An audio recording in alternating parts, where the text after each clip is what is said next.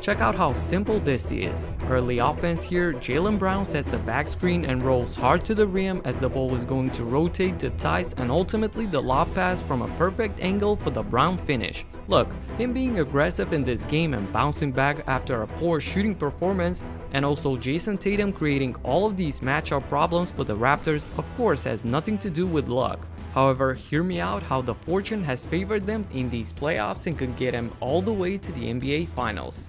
And yeah, your boy is back in a new studio. This is what I've been doing these past few weeks. What up everybody, my name is Stefan and this is Heat Check. Let's get into it.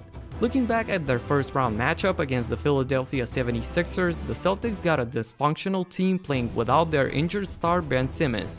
Oh, and by the way, you know their record at home and away this season, right? 31 at home and a horrific 12 and 26 when they played away from their fans. So obviously having all the games in Orlando with no crowd, the overall confusion and lack of chemistry on that team was more than apparent, as Boston was able to sweep Philly, and that ultimately led to the firing of Brett Brown. Did the Celtics play great in that series themselves? Absolutely, but I'm just considering all the outside factors in this video.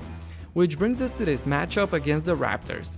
Toronto had games where they struggled to shoot the ball, and when I tell you that Serge Ibaka is their best three-point shooter so far in this series, you know that something's up. Check this out.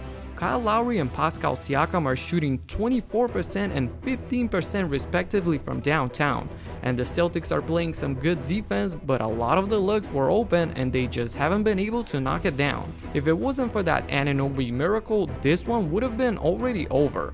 And sure, we don't even know what happens here, and Toronto may end up turning things around, but I'm just looking at Boston's side here at their young core and asked, when will their time come to make the next step? So now, when you also consider that their absolute worst matchup in Giannis Antetokounmpo is 1. Injured and 2. A loss away from being eliminated, you can see how the Celtics are catching some lucky breaks time after time in these playoffs and might trick themselves into looking ahead and start daydreaming. Even though I ultimately think that the Miami Heat are an even more complete and dangerous team than the Milwaukee Bucks, as they've shown that so far in these playoffs, Boston can match up far better against them, so that could be a very interesting Eastern Conference Finals battle with two young teams who are ready to go all out. The Celtics have been knocking on the door for several years now. Is this finally their time to shine? We shall see. So why even make this video in the middle of a series? To be honest, I don't know. I just felt like sharing my thoughts on this first video back, and I want to start doing these more in addition to the in-depth analysis.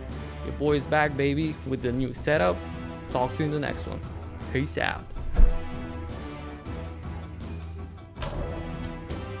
Come on, in the new arena 0 for 1.